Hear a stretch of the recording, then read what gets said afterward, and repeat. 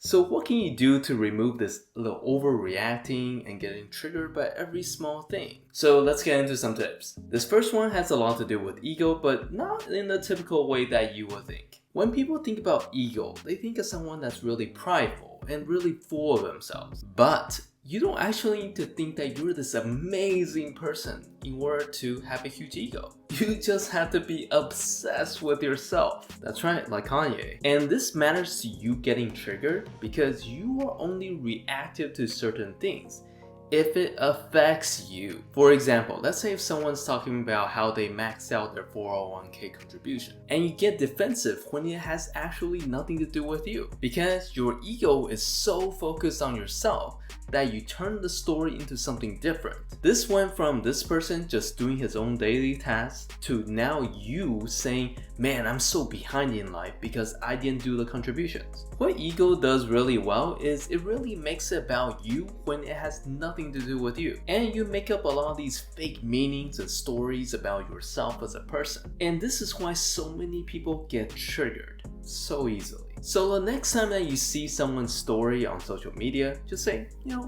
good for you, and move on. That's it. Don't worry about it. If you're looking to become a more independent person that knows their way around the world, hit that subscribe button. Next is you want to spend less time in the past. Trust me, I don't like history either. What I'm saying is there's probably something that you need to drop from the past. If you feel like in the past that you've been a lazy person, you might get extra sensitive when people talk about being productive or not wasting time. You have these natural reflexes because you had spent so much time being the old you. Time to get that upgrade. So you have to look at these reflexes as active things that you have to let go. So think about it like this. You are literally becoming a better version of you that thinks completely differently, behaves completely differently. So inside this complete transformation of yourself, the whole process has to be very active until the new habits kind of sets in and becomes natural. Just remember that whenever you act on instincts,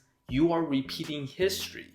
And unless you're happy with that kind of history, you have to be very active in changing it. This next one seems kind of odd, but hopefully it will make sense. If it still doesn't, just comment down below and I'll look at it. And this is reduce your pickiness. When you're easily triggered, it's kind of like poking an open wound that is already there. And the pickiness, it's kind of what's stopping the wound from healing.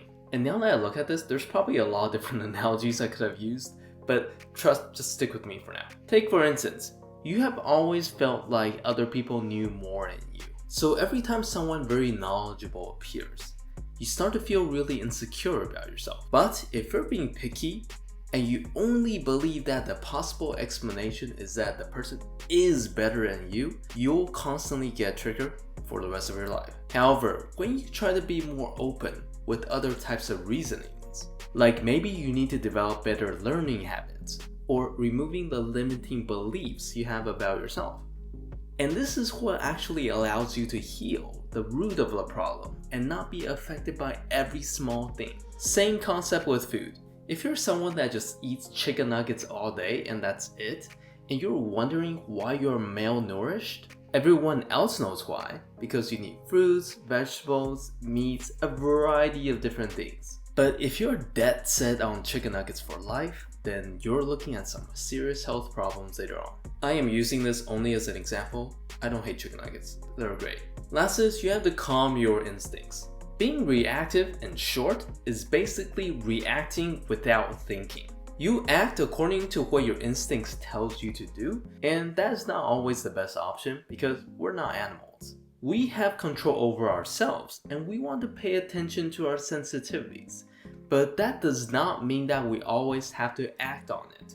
For example, if someone treats you like a kid, your first instincts might be, man, this is so frustrating. I hate it when this happens. Your mind automatically shuts out everything else and you start trying to suppress this feeling. But if you calm down your initial reactions and try to keep your mind open, you'll start to see you can get valuable feedback for you to mature as a person.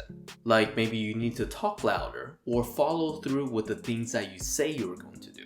For all these different things, take notes and then up your game. If you can fight your instincts and keep your mind open even during the toughest situations, this is when you'll get the most valuable lessons. Yeah, so let me know in the comments, do you think these tips help? And I'll see you in my next video.